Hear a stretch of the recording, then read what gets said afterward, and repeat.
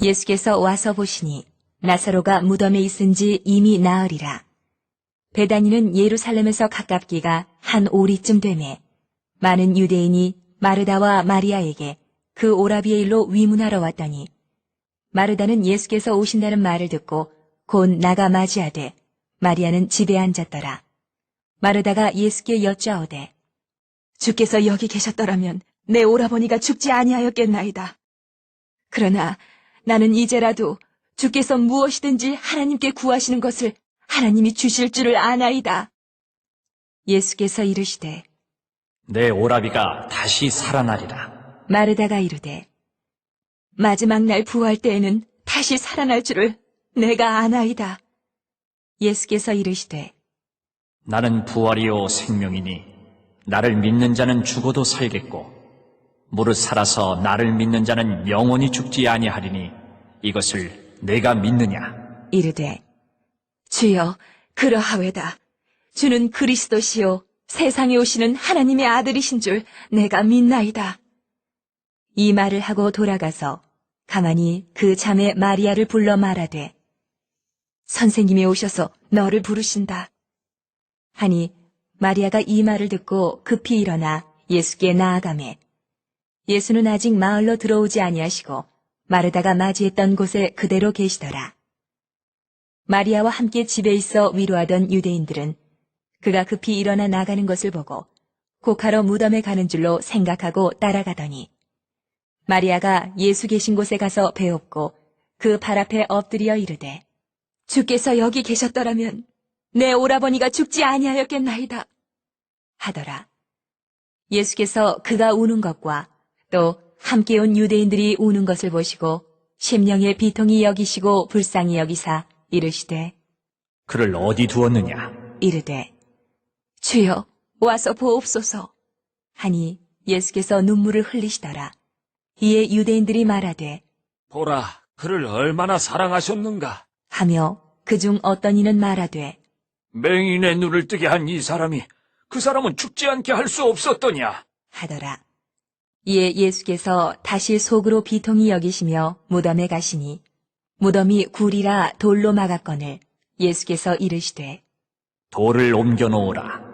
하시니 그 죽은 자의 누이 마르다가 이르되 주여 죽은 지가 나흘이 되었음에 벌써 냄새가 나나이다. 예수께서 이르시되 내 말이 내가 믿으면 하나님의 영광을 보리라 하지 아니하였느냐? 하시니 돌을 옮겨 놓으니 예수께서 눈을 들어 우러러 보시고 이르시되 아버지여, 내 말을 들으신 것을 감사하나이다. 항상 내 말을 들으시는 줄을 내가 알았나이다. 그러나 이 말씀하옵는 것은 둘러선 무리를 위함이니 곧 아버지께서 나를 보내신 것을 그들로 믿게 하려 함이니이다. 이 말씀을 하시고 큰 소리로 나사로야, 나오라. 부르시니 죽은 자가 수족을 배로 동인 채로 나오는데 그 얼굴은 수건에 쌓였더라. 예수께서 이르시되 풀어놓아 다니게 하라. 하시니라. 성경을 읽으면서 깨닫게 되는 진리 가운데 하나는 인간의 끝은 언제나 주님의 시작이라는 것입니다. 요한복음 2장에 가나 혼인잔치 이야기가 나옵니다. 주님이 행하신 첫 번째 표적이었지요. 물을 포도주로 만드신 사건인데요. 사실 그날 그 집의 잔치는 끝났어야 합니다. 왜냐하면 포도주를 구할 방법이 전혀 없었기 때문입니다. 그런데 마지막 순간 주님의 말씀에 순종했더니 물이 포도주로 바뀌게 된 겁니다. 인간의 끝은 주님의 시작입니다.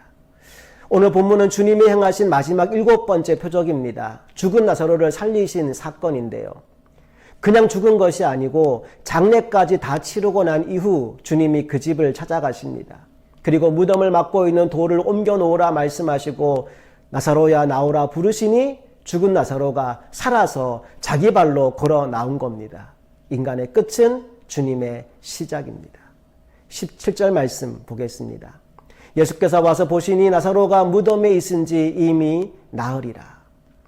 유대인의 민간 신앙 가운데 이런 것이 있어요. 사람이 죽어도 사흘까지는 그 영혼이 그의 몸으로 돌아올 수 있다고 그들은 믿습니다. 하지만 사흘이 지나면 영영 돌아오지 못한다라고 생각하는 거죠. 그러니 죽은 지 나흘이다라는 말의 의미가 뭔지 아시겠죠? 완전히 회복이 불가능한 상태, 모든 것이 끝나버린 상태, 게임 오버의 상태가 되어버렸다라는 겁니다. 주님이 바로 그 시간에 등장하십니다. 너무 늦게 오신 거죠. 주님이 그렇게 늦게 오시니 주님이 오셨다는 말을 듣고도 자매들의 반응이 시큰둥합니다. 20절 말씀 볼까요? 마르다는 예수께서 오신다는 말을 듣고 곧 나가 맞이하되 마리아는 집에 앉았더라.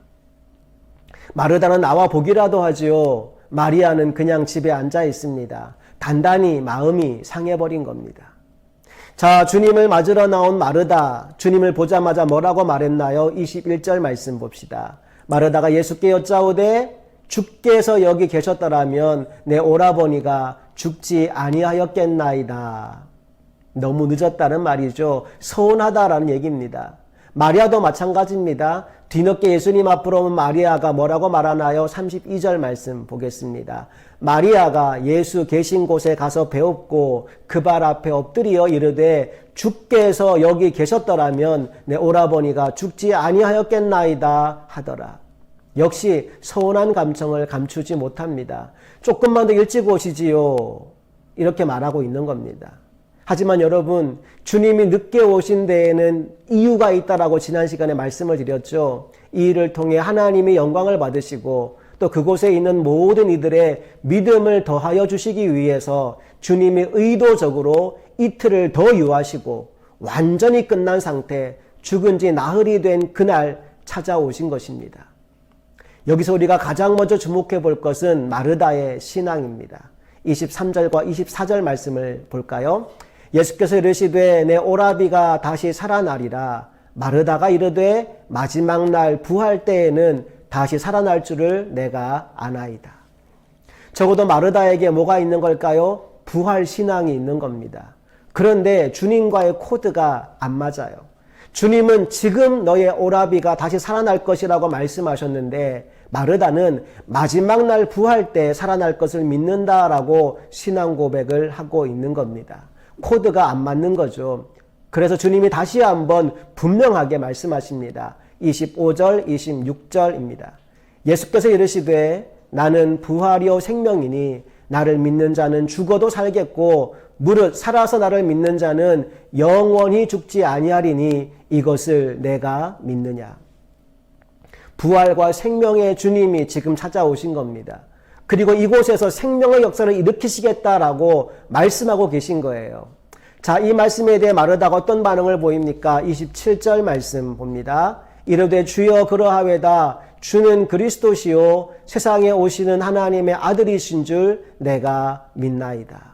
여러분, 이 신앙 고백 어디서 들어본 것 같지 않으십니까? 바로 베드로의 신앙 고백입니다. 마태복음 16장 16절 말씀에 이렇게 기록되어 있어요. 시몬 베드로가 대답하여 이르되 주는 그리스도시요 살아계신 하나님의 아들이시니이다.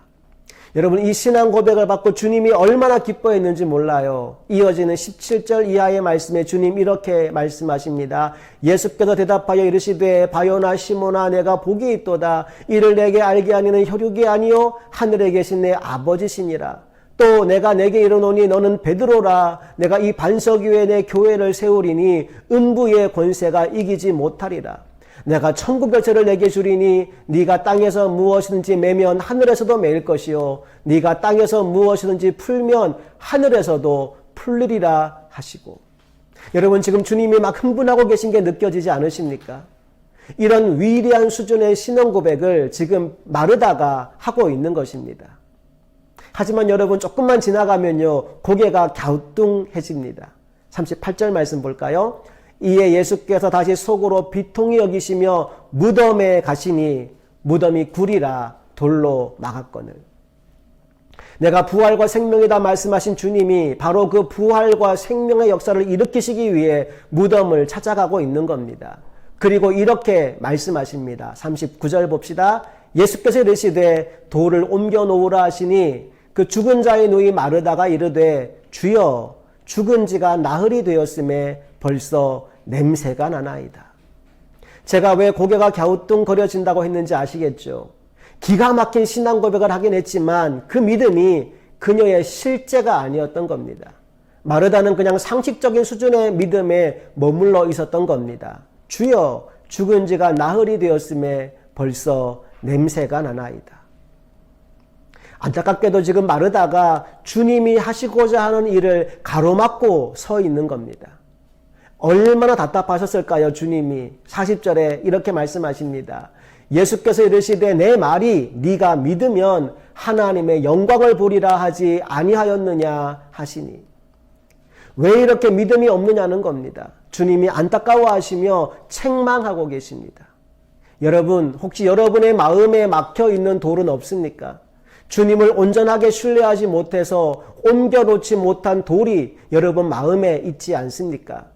돌을 옮기는 역사가 여러분 안에 일어나게 되기를 간절히 소망합니다. 자, 다시 본문에 돌아와 보면 이제 돌을 옮겨 놓습니다. 그리고 예수님이 하나님께 기도를 합니다. 41절, 42절입니다. 돌을 옮겨 놓으니 예수께서 눈을 들어 우러러보시고 이르시되 아버지여 내 말을 들으신 것을 감사하나이다. 항상 내 말을 들으시는 줄을 내가 알았나이다. 그러나 이 말씀하옵는 것은 둘러선 무리를 위함이니 곧 아버지께서 나를 보내신 것을 그들로 믿게 하려 함이니이다. 여기 목적이 나오죠? 그들로 믿게 하려 함이니이다.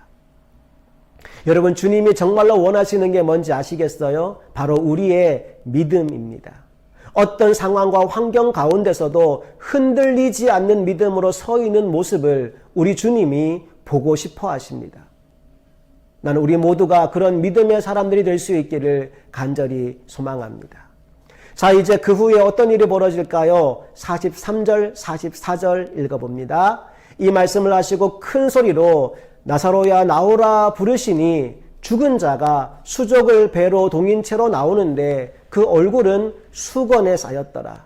예수께서 이르시되 풀어놓아 다니게 하라 하시니라. 정말 말도 안 되는 일이 벌어진 겁니다. 죽은 지 나흘이 되어 부패가 시작된 시체가 다시 살아서 걸어 나오게 된 거죠. 이를 통해 주님은 자신이 누구신지를 다시 한번 분명하게 보여주십니다. 그래서 이걸 표적이라고 부르는 겁니다. 이제 말씀을 마무리하면서 몇 가지만 정리했으면 좋겠습니다. 첫째로 가장 먼저 우리 말씀 시작할 때 나누었던 거 기억하세요? 인간의 끝은 주님의 시작이라는 사실을 여러분 잊지 마십시오. 내가 못하는 거 주님도 못하신다. 여러분 그건 착각에 불과합니다. 우리 주님께 불가능한 것이 없다는 사실을 기억하시기 바랍니다. 자, 그런데 그 주님이 일하시기 위해서 반드시 전제되어야 할 것이 있습니다. 그게 뭘까요? 바로 우리의 믿음과 순종입니다.